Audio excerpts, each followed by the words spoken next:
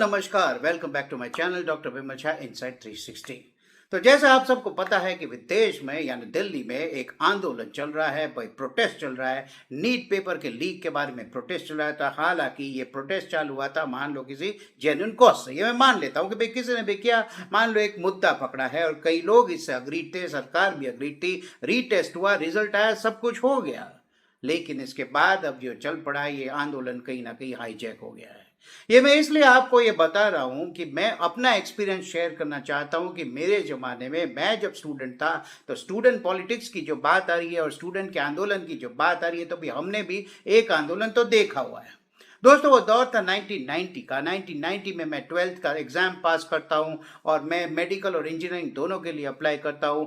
मेरा रैंक के हिसाब से लास्ट सीट मेरे आगे की सीट से, यानी मुझे मेडिकल में एडमिशन अटक गया और फिर मुझे लेना पड़ा इंजीनियरिंग कॉलेज। तो अहमदाबाद की सबसे जो प्रेस्टिजियस इंजीनियरिंग कॉलेज है, एलडी इंजीनियरिंग कॉलेज है, वहाँ मैं मैकेनिकल इंजीनियरिंग की पहली सीट में लेता हूँ और फिर मैं देखता क्या हूँ। उसी टाइम जो है मिस्टर वीपी सिंह, वीरेंद्र प्रताप सिंह, राजीव गांधी के जो थे, पहले कांग्रेस में थे, कांग्रेस का यानी जो बोफोर्स का करप्शन का मामला था, अपने ही prime minister, Rajiv Gandhi cabinet में वो फाइनेंस मिनिस्टर थे, अपने ही प्राइम मिनिस्टर का करप्शन एक्सपोज करके अपनी अलग पार्टी बनाते हैं, जनता दल पार्टी बनाते हैं और वो फिर यानी एक्सपोज करके वो यानी लोगों का कॉन्फिडेंस जीतते हैं। उनको ठीक ठाक सीट आती है जनता दल को, तो दूसरों के सपोर्ट है, लेफ्ट के सपोर्ट से, बीजेपी पे सपोर्ट से वो लोग अपनी पार्टी अपने यानी वो बना लेते हैं अपनी गवर्नमेंट।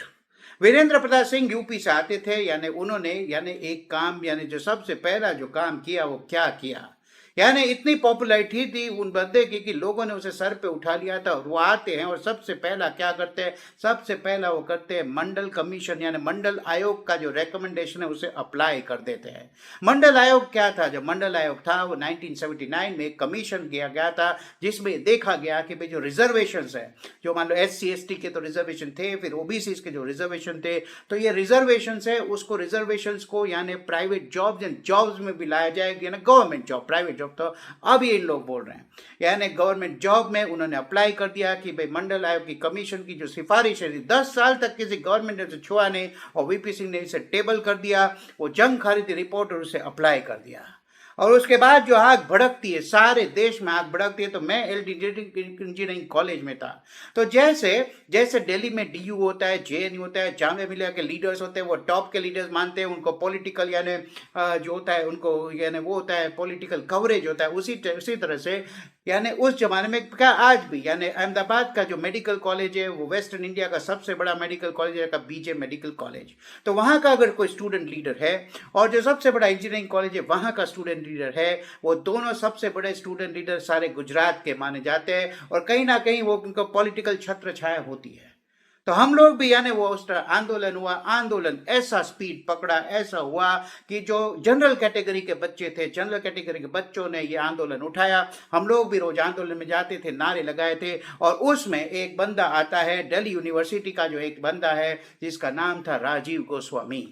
राजीव गोस्वामी इस आंदोलन का चेहरा बन गए, सबसे बड़ा चेहरा बन गए। क्यों? क्योंकि राजीव ने डिक्लेयर किया कि मैं अपने आप को आग लगा लूंगा, मैं अपने आप को जला दूंगा, सेल्फ इमोलेशन कर लूंगा, अपना प्राण त्याग कर दूंगा अगर ये तुम आयोग वापस नहीं लेते, ये कानून वापस नहीं लेते। दोस्तों, मैं इसलिए ये बता रहा हूं कि इस वीडियो का टॉपिक है कि आंदोलन से होता क्या है, किसका फायदा होता है, किसका नुकसान होता है, और स्टूडेंट्स जब आंदोलन में जाते हैं तो क्या होता है, अल्टीमेटली रिजल्ट क्या आता है, किसको अल्टीमेट फायदा होता है। तो राजीव ने अपना यानी है कि वो पहला शख्स था जिसने यानी अपने आप को आग लगा ली, ही सेल्फ इमोलेटेड हिमसेल्फ। हालांकि लोगों ने उसे कैसे बचा लिया, लेकिन इंजरी ऐसी थी कि वो 10 साल से ज्यादा जी नहीं पाया। हालांकि वो दिल्ली यूनिवर्सिटी का प्रेसिडेंट बना उसके बाद, लेकिन he died because of the complications that he had. उसके बाद तो यानी एक एक शहर, जैसे पटना हो गया, अहमदाबाद हो गया, बड़े बड़े शहर, दिल्ली हो गया, बॉम्बे हो गया, बड़े बड़े शहरों में स्टूडेंट लीडर्स, स्टूडेंट प्रोटेस्टर्स जमा होने लगे। रैम्पेंट फायर जैसा वो हो गया। समाज को यानी दो खेमों में यानी बंट दिया गया कि सवर्ण थे और जो रिजर्व कैंडिडेट थे उन्होंने यानी एक दूसरे से बात करना बंद, एक दूसरे को घृणा से देखने लगे, एक दूसरों को यानी विशेष से देखने लगे कि ये मेरा काम खा रहा है, ये मेरा जॉब खा रहा है, हम लोग यानी अलग, यानी हम लोग का हक छीन रहा है। इस तरह का माहौल हो गया। यानी इस आंदोलन में लगभग 200 स्टूडेंट्स ने आग लगा दी। मैं इसलिए बता रहा हूं अपने आप को, मैं इसलिए बता रहा हूं कि ये जो आंदोलन जो सीजेपी का चल रहा है, ये जो यानी नीट लीक का जो मामला है, ये उस तरह का आंदोलन है ही नहीं जिस स्केल के आंदोलन हमने देखे हैं। हमने जो देखा था, हमारी कॉलेज में हम आते थे, सुबह आना है, कुछ नहीं पढ़ाई करना है, सिर्फ आंदोलन में बैठना है, नारे लगाना है और मार्च निकालना है, बीजे मेडिकल जाना है, यहाँ आना है, दोनों मिलते हैं और फिर न्यूज सुनते थे, इसने अपने को जला दिया, इसने अपने को जला दिया। 200 स्टूडेंट्स ने जब अपने आप को अटेम्प्ट किया जलाने में, तो इसमें से 78 स्टूडेंट, 78 स्टूडेंट्स तो मर गए हैं। आपको क्या किसी ने बताया? जेनजी के लिए मैं इसलिए बता रहा हूं कि आप लोग तो उस टाइम पैदा भी नहीं हुए थे, 1990 की बात है। तो आप लोगों को ये कोई हिस्ट्री कोई बताता नहीं है, ना ही कुछ करता है। तो क्या इतने सारे लोग मर गए, इतने सारे लोगों ने अपने आप को जलाया, इतना आंदोलन हुआ। वीपी सिंह क्या कहते थे? वीपी सिंह ये कहते थे, अरे तुम मेरे बच्चे हो, प्लीज ऐसा मत करो, मुझे दुख होता है, तुम लोग मेरे बच्चे हो, क्यों अपने आप को मार रहे हो, क्यों जला रहे हो, प्लीज स्टॉप दिस, ये हमारे भाई है जिनको हम हक दे रहे, ये वो ऐसा हुआ। और उन्होंने कभी ये कभी कुछ नहीं किया और ना ही वो सिफारिशें नाबूद हुई, ना ही कुछ हुआ और मंडल आयोग वैसे के वैसा रह गया। हार गया कौन? हार गया कौन? हार गया स्टूडेंट। हार गया कौन? हार गए यानी जो मर गए उनके फैमिली वाले हार गए, उनके रिलेटिव्स हार गए, वो बच्चे लोग जिन्होंने प्राण त्याग किया। आज किसी को राजीव गोस्वामी के सिवाय किसी को याद नहीं, because Rajiv Goswami the one who triggered this by self immolation. इसके कंपेयर में ये कुछ है क्या?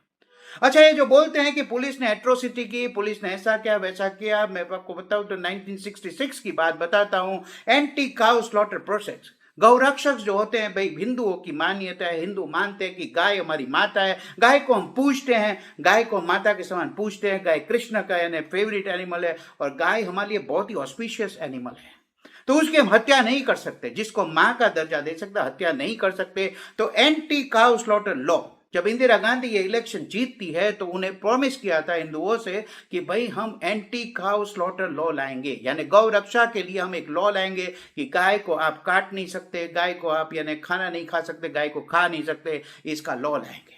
तो ये प्रॉमिस करने के बाद यानी उनकी गवर्नमेंट बन गई और वो मुकर गई, उन्होंने कोई लॉ नहीं बनाया, ना बोल दिया साहब। तो फिर यानी जो है हिंदू प्रोटेस्टर्स है, सेंट्स है, साधु संत है, ये सब मिलकर इसी तरह से जंतर मंतर आते हैं, बोलते हम पार्लियामेंट मार्च करेंगे और उन्होंने पार्लियामेंट मार्च किया। आज का आंदोलन देख रहे हो, 2000, 3000, 5000, मान लो 10,000 उस दिन आए थे। 20 तारीख को इस आंदोलन में आए थे पूरे 1 लाख लोग। 1 लाख लोग आए, वो पार्लियामेंट की चढ़ाई यानी पार्लियामेंट तक पहुंच जाते हैं, पार्लियामेंट्री चढ़ाई करना चाहते हैं। और हुआ क्या? पुलिस ने एक्शन चालू किया। आप बोलते हो ना पुलिस ने क्यों एक्शन किया, यहां भी पुलिस ने एक्शन चालू किया। पुलिस ने मान लो पहले लाठीचार्ज किया, फिर आंसू गैस के गोले छोड़े और फिर इन्होंने गन फायर चालू कर दिया। जो आज के ये बोल रहे ना ह्यूमन राइट्स वगैरह, ये जो बोल रहे हैं कि अरे कैसे कर दिया पुलिस की एट्रोसिटी, ये वो, इन्होंने तो पुलिस को भी मारा है। तो भाई ये हुआ कि इंदिरा गांधी जो है वो बोलती है कि भाई शूट देम, और ओपन यानी जो है इतने लाखों लोग उन पे ओपन फायर किया। और ऑफिशियली गवर्नमेंट ऑफिशियल तो बोलती है कि भाई 7 जनों की मौत हुई है, जो उनके जो साधु सबसे बड़े लीडर थे उनको भी इंजरी हो जाती है। लेकिन जो आंखों देखी बात बोलते हैं, ये हिस्ट्री को दबा दिया। बोले कि कई सैकड़ों लाशें उस दिन वहां गिरी थी, क्योंकि इनको लाशों को हटाने के लिए ट्रक्स लाने पड़े थे, ट्रक भर भर के इन लोग लाशें हटा रहे थे। कई सैकड़ों की यानी इन्होंने मौत की थी इनके ऑर्डर पर। ये है जनरल डायर। आज आपको प्रेजेंट प्राइम मिनिस्टर को आप बोलते हो कि ये डिक्टेटर है। भाई डिक्टेटर इस किस्म का होता है, डिक्टेटर है इंदिरा गांधी, जिन्होंने यानी है कि भाई ये खुद ही यानी जो है सिख वाले जो है इनको बनाते हैं, एक को बनाते हैं, एक को ऊंचा करते हैं, यानी अकाली दल को अगेंस्ट करने के लिए भिंडरानवाले को ऊंचा करते हैं, फिर भिंडरानवाले बन जाता है भाई अपना लार्जर देन लाइफ बन जाता है, वही फिर आपका एंटी हो जाता है, वो कब्जा कर लेता है और वो पूरा खालिस्तानी मोटिवेशन चलाता है। फिर आप क्या करते हो? आपने दिया ना भाई, किसी कभी सुना कभी देखा, किसी का यानी धर्म स्थान हो, कोई मंदिर हो, कोई मस्जिद हो, कोई गुरुद्वारा हो, इन लोग तो घुस गए अंदर और ऑपरेशन ब्लू स्टार आपको याद ही है ना। अभी जो सतलज मूवी आई है, बोल दे कि पुलिस एक्शन में इतने सारे यानी मर गए, यानी इतने सारे मर गए पुलिस एक्शन, तो किसकी गवर्नमेंट थी? कांग्रेस की गवर्नमेंट थी ना। तो भाई 35,000 सिखों को मारा गया, तो 25,000 हिंदुओं को सिखों ने मारा जो थे खालिस्तानी टेररिस्ट। तो इन्होंने ही किया। तो ये लोग ऐसा एक्शन लेते हैं, इसे बहुत जस्टिफाई किया जाता है। फिर जब इंदिरा गांधी की मौत हो जाती है, तो जब सिख राइट्स होते हैं, एंटी सिख राइट होते हैं, 3,000 से ज्यादा तो सिख जो है मारे गए थे। उसमें 3,000 तो मिनिमम दिल्ली में मार के दौड़ा दौड़ा के मार दिए थे, मार के नाली में फेंक दिया था, सर काट दिया था, टायर हंगा लटका के जला दिया गया था, सोसाइटी में जा जाके, गुरुद्वारे में जा जाके सबको मार दिया था। इसे बोलते हैं डिक्टेटर।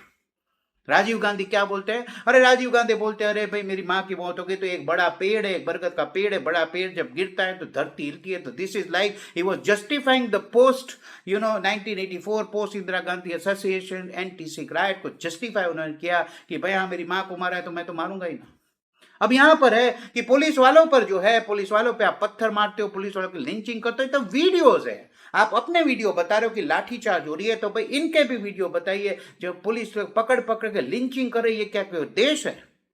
तो जब उसको लिंच करोगे, पुलिस तो is bound by law to protect the country, protect the institution. वो जगह जब आपने कोई परमिशन नहीं ली, आपने कुछ नहीं लिया, तो जगह और वो प्लेस आपको वहां जाना ही नहीं था।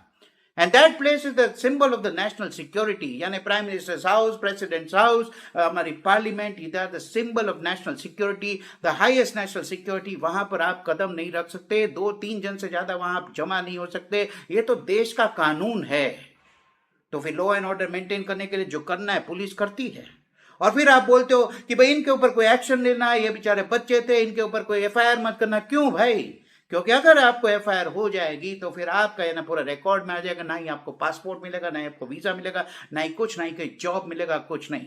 तो जब आप आंदोलन में कूदते हो तो आपको तो ये सैक्रिफाइस करना है।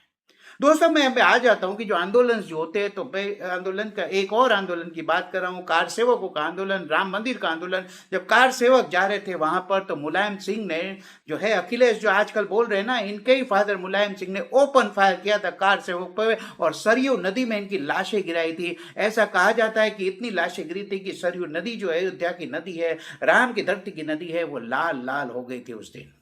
और जब मुलायम सिंह से पूछा जाता है कि भाई आपने ऐसा एक्शन क्यों लिया, तो बोले हाँ फिर आएंगे, तो फिर तो बोले हाँ फिर आएंगे तो मैं फिर उनको यानी शूट करूंगा, क्योंकि भाई जो दूसरी कम्युनिटी वो डरी हुई है, इसलिए इनको प्रोटेक्ट करने के लिए मैं इनको मार सकता हूं। ये क्यों होता है? क्योंकि जो मेजोरिटी कम्युनिटी वो कुछ बोलती ही नहीं है। Because we stay like we are open minded, we are liberals, भाई कानून, ये डेमोक्रेसी, हम कुछ एक्शन नहीं लेते हैं। जब एक्शन होता है तो उसका रिएक्शन देना जरूरी है। जब एक पार्टी कुछ बोल रही है तो दूसरी पार्टी को भी बोलने का हक है। आप पुलिस को बोलते हो प्रोटेक्ट करो, लेकिन पुलिस को ही मारोगे, फिर बोलोगे पुलिस जब आपको मारेगी आप बोलोगे हम पे इनजस्टिस हुई। ये कहाँ का लॉ हुआ भाई? तो इस तरह से तो नहीं चलेगा। अच्छा, जब ये होते हैं जो लीडर्स होते हैं, इसमें सफर कौन करता है? यही वाला सीजेपी वाला ही ले लो। जो भी बच्चे थे, जो भी थे, गुंडे थे, जो भी थे, मिस क्राउड थे, इनको छोड़ दिया। और ये कहाँ गए? सभी लीडर्स, एक खा रहा है बर्गर, एक जा रहा है जेपी नड्डा के यहाँ, और एक डर गया ट्रक में छुप गया है दूसरे सेलिब्रिटीज के साथ। क्यों भाई? लाठी खाने का जब टाइम आया तो दूसरों को आगे कर दिया। जब तुझे पता चला कि क्राउड यानी ये अनकंट्रोल हो जाएगा, तो तू यानी छिप गया, तू भाग गया, क्योंकि तुझे कैमरे पे नहीं आना था कि भाई तूने इंसाइट किया। आप राम मंदिर जो है कि मान लो बाबरी मस्जिद ध्वंस का जो मामला था, उस तरह जो आंदोलन हुआ था, बाबरी मस्जिद ध्वस्त हो गई, तो आपको क्या पता है उस टाइम जो जितने भी इनके लीडर थे, मान लो एल के अडवाणी हो गए, स्वाति वितंबरा हो गई, यानी उमा भारती हो गई, या मुरली मनोहर जोशी हो गई, और भी कई सारे, यानी सबके ऊपर आज भी यानी केस चल रहा है। आज भी ये केस चल रहा है कि इन्होंने मॉब को यानी मोबिलाइज किया, मॉब को यानी डायरेक्ट किया, मॉब को यानी इंस्टिगेट किया कि जाइए आप कार सेवा कीजिए, जाइए आप मस्जिद तोड़िए। तो इन्होंने किया। आज भी उन लोग को ये कानून यानी कोर्ट में पेश होना पड़ रहा है, और आज भी वो उसमें यानी वो बरी नहीं है। और शायद इसी तरह से था, यही रीजन था कि जब एक टाइम आया जब रामनाथ कोविंद को बताया, तो वो मौका था नरेंद्र मोदी के पास कि यानी एल के अडवाणी को प्रेसिडेंट बना सकते थे। लेकिन पता है कि अगर एल के अडवाणी को हम प्रेसिडेंट बनाएंगे तो अभी भी उनकी कोर्ट में हियरिंग चलती है, कोर्ट में अपीयरेंस चलता है, तो ये लोग वो राम मंदिर वाला मामला लाएंगे ही लाएंगे। और इसीलिए एल के अडवाणी भारत के प्रेसिडेंट भी नहीं बन पाए।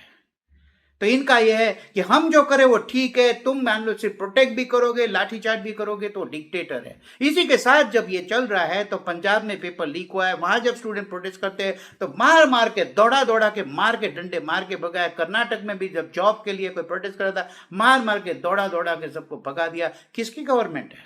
एक है आपकी गवर्नमेंट, एक है कांग्रेस की गवर्नमेंट। तो भाई ऐसा ये क्यों? अच्छा, ये होता ही क्या है कि लीडर से वो तो बैक कर जाते हैं। जितने भी लीडर जब आपने देखे भी 18 तारीख को जितने भी आए, बोले कि 20 को मार चुका, 20 को मार चुका। कोई क्या लीड कर रहा था मार्च को? नहीं, वो लीड करे, दिखाया, बैरिकेड तोड़ा और फिर सब बैक ट्रैक हो गए, क्योंकि इनको नहीं आना है। होगा क्या? एफआईआर किस पे होगी? एफआईआर ये जो पकड़े गए, कैमरे पे पकड़े गए, जो लिंचिंग करते पकड़े गए, उन पे एफआईआर होगी। उनकी जिंदगी बर्बाद हो जाएगी। याद है ना, खालिद उमर है, फिर है जो शर्जील इमाम है, आज भी जेल में सड़ रहे, यूएपीए लगा हुआ है। तो आखिर कहीं ना कहीं अगर ये लोग यानी इसको समेटेंगे नहीं, ये ऐसे चलते रहेंगे, इंस्टिगेट करते रहेंगे, तो इनका भी हाल यही होना है। लास्ट का आंदोलन एक बता दूं, यानी पाटीदार आंदोलन जो गुजरात में बहुत फेमस था। आई थिंक ये इलेक्शन उसके बाद 2022 का जो 2022 27 22 यानी 2097 का जो इलेक्शन था, यानी 2007 का जो 2017 का जो इलेक्शन में पाटीदार आंदोलन का मामला लाते हैं। और पाटीदार आंदोलन ऐसा बनाया, हार्दिक पटेल याद तो होगा, उस टाइम 3 गुजरात में इन्होंने चलाया कि भाई 3 मस्कीटियर्स है, गुजरात में चेन लाएंगे, नरेंद्र मोदी को उखाड़ देंगे। एक थे हार्दिक पटेल, एक था भाई जिग्नेश मेवाणी, और एक था अल्पेश ठाकुर। दोनों ये पटेल कम्युनिटी, फिर दलित कम्युनिटी, और फिर ओबीसी कम्युनिटी, इन तीनों को बिल्कुल परफेक्ट वो बनाते हैं। और जैसे हो गया यहाँ तो सब चेंज हो जाएगा, सब है ऐसे लीडर, ऐसा उनको ऐसे मीडिया ने हाइप किया। हार्दिक पटेल यहाँ जा रहा है, वहां जा रहा है, और वाकई उनमें लाखों की भीड़ आती थी, because Patel is a dominant community in Gujarat. और हार्दिक की मांग क्या थी? हार्दिक की मांग उतनी कॉम्प्लिकेटेड नहीं थी। हार्दिक की मांग ये थी कि भाई जो पटेल है, आप बोलते हो सवर्ण है, डोमिनेंट कम्युनिटी है, सवर्ण लोग में ब्राह्मण है, पटेल है, जो भी है, लेकिन इनमें भी तो गरीब लोग हैं, इनमें भी तो गरीब लोग हैं। आज वो गरीब रिजर्वेशन वाले रिजर्वेशन ले जाते हैं, कम मार्क में डिग्री ले लेते हैं, जॉब भी ले लेते हैं, प्रोग्रेस भी उनका हो जाता है। और जो सवर्ण लोग हैं वो तो गरीब के गरीब और भी गरीब हो गए हैं। आप इनको लैंडलॉर्ड बोलते हैं कि लैंड इतने में बढ़ चुकी है, इनके पास तो कोई पैसा ही नहीं रहा। तो इनके बच्चे तो वीक है, इनके बच्चों को कोई फैसिलिटी नहीं मिलती है, तो इनके लिए economically backward class, economically weak section जो है ईडब्ल्यूएस, ये कोटा दीजिए, 10% कोटा हमें भी दीजिए कि भाई इकोनॉमिकली बैकवर्ड जो है इनको भी रिजर्वेशन मिले, तो वो जायज है, मैं समझता हूं। लेकिन उसने भी कई उपद्रव बनाया। उनका भी कनेक्शन इसी अरविंद केजरीवाल जी के साथ था, और उनका भी लाखों का मास मोबिलाइजेशन होता था। और लास्ट में जीएमडीसी ग्राउंड अहमदाबाद में लाखों की भीड़ आई थी, और वहां पर भी यही हुआ था कि आंदोलन यानी बेकाबू हो गया। वहां तो एक लीडर था जिसको पब्लिक का होल्ड था, पब्लिक की नर्व पर भी डायरेक्ट करता था, लेकिन वो भी यानी बेकाबू हो जाता है। वो भी बोलता है भाई चीफ मिनिस्टर को रिजाइन करना होगा, कोटा लाना होगा, और बेकाबू होता है। वहां भी लाठीचार्ज होती है, आंसू गैस होता है, सब कुछ होता है। आखिर में हुआ क्या? हार्दिक पटेल भी जेल में जाता है, कई सालों तक जेल में आता है, जेल से बाहर आता है। आज क्या है हार्दिक पटेल पता है ना? He is the member of legislative assembly, MLA in the BJP government in Gujarat.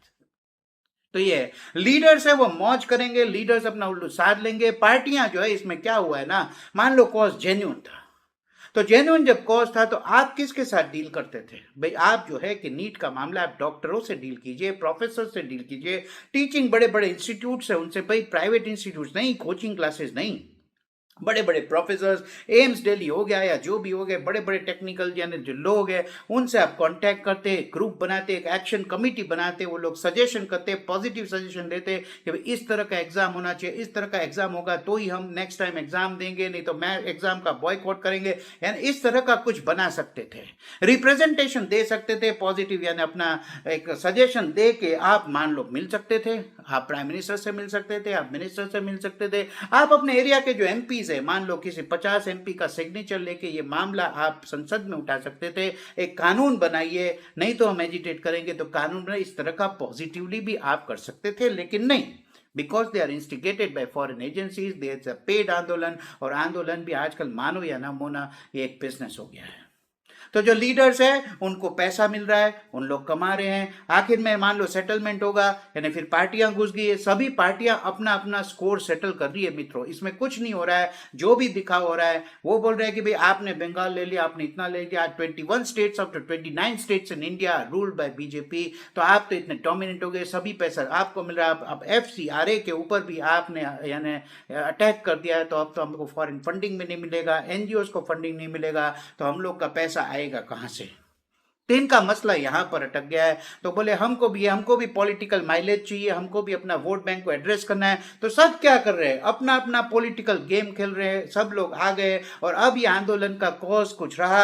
अब आ गए कि आर्टिकल 370 की मांग हो गई, कश्मीर की मांग हो गई, यानी वो भी आ गए, बेशरिया वाले भी आ गए, और कई कई CIA वाले आ गए, सिटीजन अमेंडमेंट वाले आ गए, कई सारे लोग आ गए, सभी कलर के लोग आ गए, सभी सेक्शन के लोग आ गए, और जो मूल कॉज है चले गया, सभी पार्टियां आ गई। और अब होड़ लगी हुई है कि मेरा आंदोलन है, ये मेरा आंदोलन है, मेरा आंदोलन है। असली का आंदोलन किसका था, क्या है, किसी को कुछ पता नहीं। सब अफरा तफरी हो गया, यानी सब जो है जस लेने के लिए आ गएंगे। जाकिर में इसमें अमृत मिलेगा, निकलेगा तो खुद ही पिएंगे और स्टूडेंट को छोड़ देंगे। मान लो इसमें से जिन जिन लोगों के ऊपर FIR हुई है, कैमरे पे आए, कैमरे पे बोले, कैमरे पे उंगली दिखा दिखा के बोले कि पार्लियामेंट को जला देंगे, इंडिया को नेपाल बना देंगे, प्राइम मिनिस्टर और होम मिनिस्टर या एजुकेशन मिनिस्टर सबको माँ बहन की गाली गलौज कर रहे हो, तो ये सब रिकॉर्ड हो गया, आपका सब रिकॉर्ड होगा। अगर इमीडिएट एक्शन नहीं होगा तो 6 महीने के बाद देखना इनका क्या हाल होता है। 6 महीने के बाद इनको देखना क्या हाल होता है। इन लोग सड़ेंगे जेल में जाके, या इनको कहीं कोई कुछ नहीं पकड़ेगा। लेकिन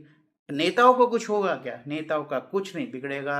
भाई वांगचुक को भी अन्ना हजारे बनाकर किसी कॉर्नर में फेंक दिया जाएगा। आज वांगचुक का कोई मतलब नहीं रहा। वांगचुक कहाँ है, क्या कर रहे, क्या हेल्थ है, वो आता भी नहीं है न्यूज़ में। वो खुद जाके भी बोलता है, खुद जाके कोई स्टेटमेंट देता है कि मैं भी रिलेवेंट हूँ, यानी इसे बनाया। यानी केजरीवाल जी अगर खुद आंदोलन में बैठ जाते तो उनका भी कोई रिलेवेंस नहीं रहा, कोई उनका मानेगा नहीं। इन्होंने तो आंदोलन का जो है वो जो मीनिंग था, यानी ऐसा बना दिया कि अब कोई किसी आंदोलन में मानने नहीं वाला।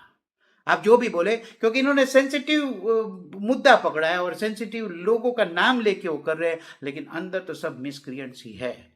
कल रात को जो इंसिडेंस हुआ कि भाई बियर की बोतलें फेंक रहे, भाई बियर की बोतल कैसे आ जाती है आंदोलन में, स्टूडेंट आंदोलन में? अगर 18 साल के 16 साल के बच्चे हैं, वहाँ बियर की बोतल कैसे आ गई, वहाँ पर नारे, वहाँ पत्थर कैसे आ गए, वहाँ पुलिस को मार कैसे रहो, यानी असिस्टेंट कमिश्नर पुलिस के असिस्टेंट कमिश्नर पुलिस ACP पे पत्थरमारी हो रही है, फिर क्या कोई एक्शन नहीं लेगा?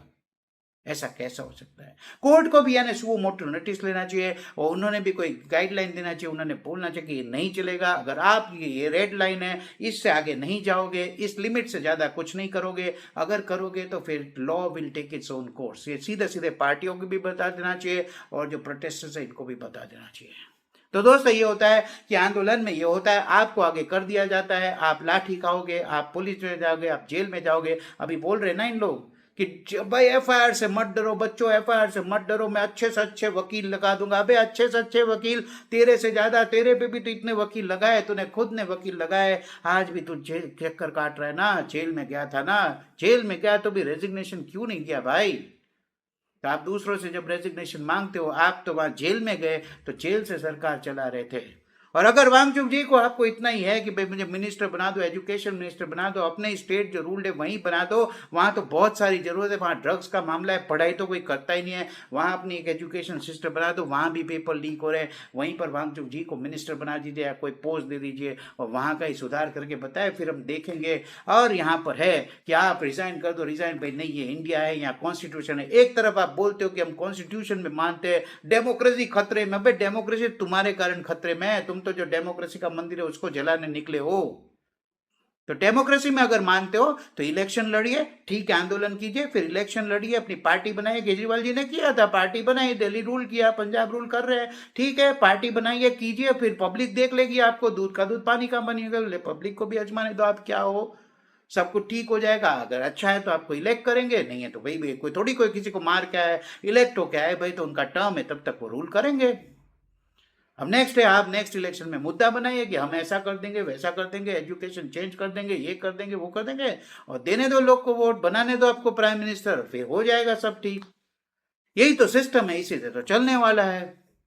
तब तो ना हम बोलेंगे कि आप भी डेमोक्रेसी को मानते हो। आज के लिए इतना ही। मेरा मसला ये था कि भाई आपको बता दो आंदोलन का मीनिंग क्या होता है, कौन जीतता है, कौन हारता है, और क्या गेम होता है, what is the economics of andolan, what is the politics about andolan. आखिर में यही होता है।